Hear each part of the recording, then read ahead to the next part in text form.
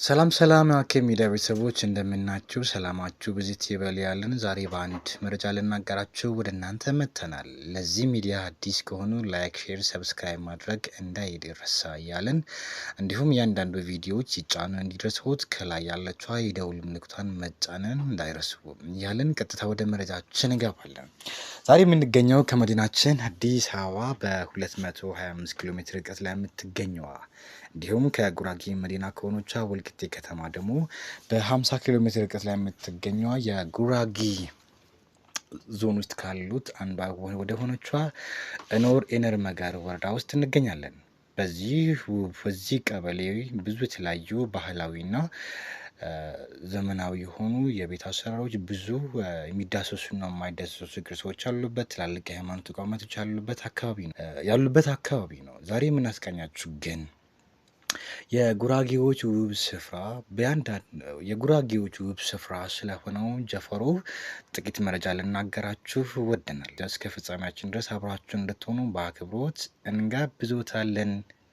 ጀፎረ ወይም ጀፎሮ የጉራጌዎች ውብ ስፍራ በአንዳንድ አካባቢዎች ጀፈር ወይም ጀፎሮ ተብሎም ይጠራል።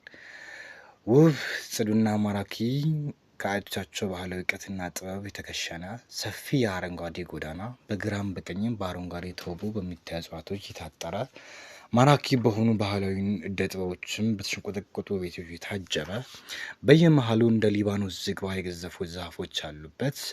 ወደ መንደሩ ለሚገባ ሁሉ ለአእምሮ እፎይታን የሚሰጡ ለነፍስ ደግሞ እርካታን የሚያጎናጽፉ የጉራጌዎች ልዩ ስፍራ የሆነው ጀፎሮ ነው። ጀፎሮ በጉራጌ ማህበረሰብ ዘንድ ልዩ ታሪክ እንዳለውም ይነገርለታል።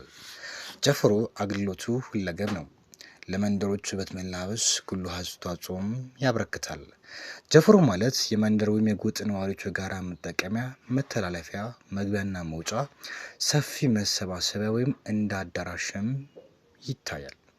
ጠዋት ከብቶች ከማሰማራታቸው በፊት፣ ማታ ደግሞ ወደ ቤት ከመግባታቸው በፊት ለመቆሚያነት የሚያገለግል የውል ስፍራ ነው። ጀፎሮ የጎን ስፋቱ ከ90 እስከ 100 ሜትር ርዝመት እንዳለውም ይነገርለታል። ደንና ወንዝ ከሌለ ድረስ ጀፎሮ በቀጥታ ይጓዛል ወይም አያቋርጥም ማለት ነው።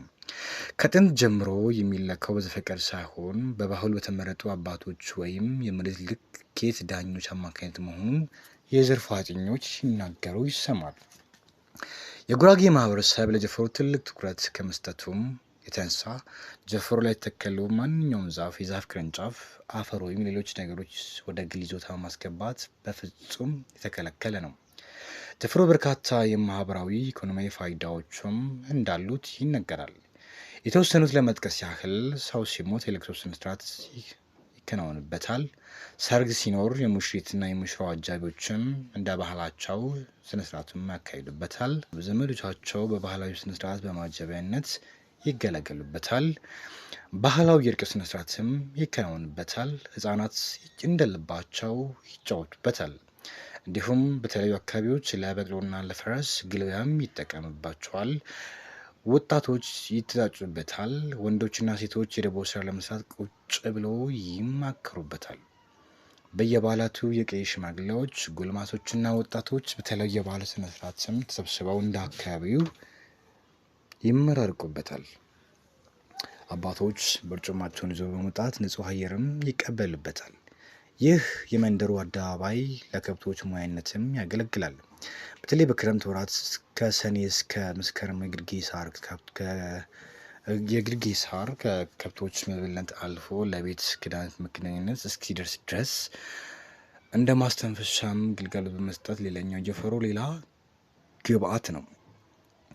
በጉራጌ ብሔረሰብ ዘንድ እያንዳንዱ የመንደር ነዋሪ ጀፎሮ የመጠበቅ የመንከባከብ ኃላፊነት እንዳለበትም ይነገራል።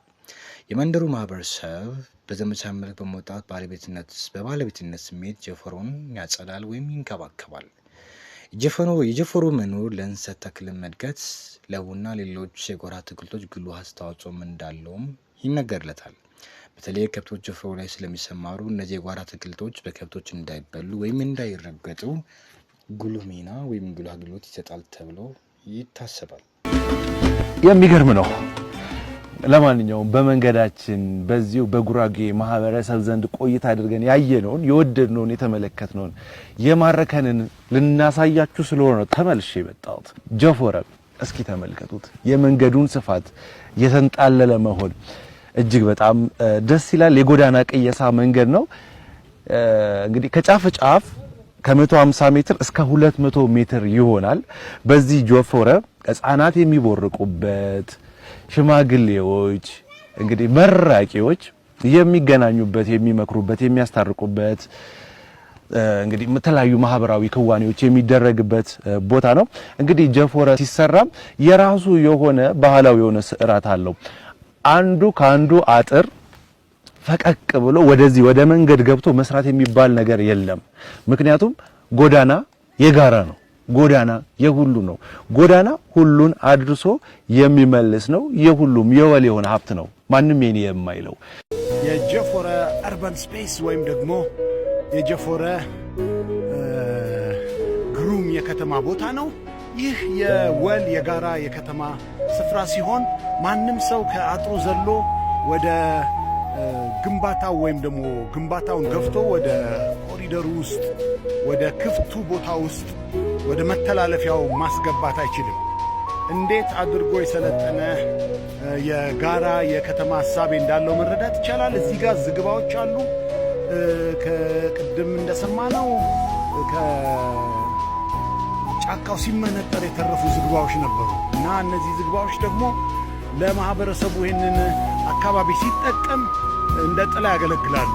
እዚህ ላይ ለቅሶ ይደረግበታል፣ ሰርግ ይደረግበታል፣ እርቅ ይደረግበታል፣ ወጣቶች ይተዋወቁበታል።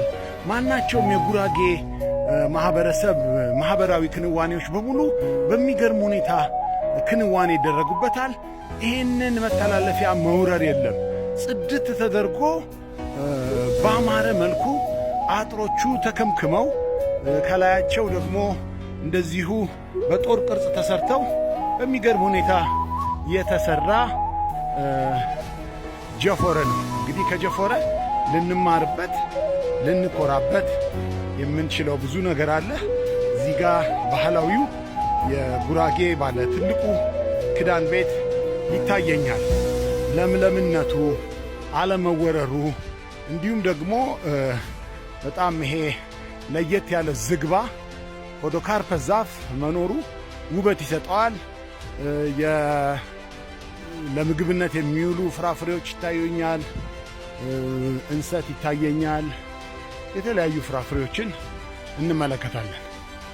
በጣም የሚያስደንቅ የጉራጌ የከተማ ክትማ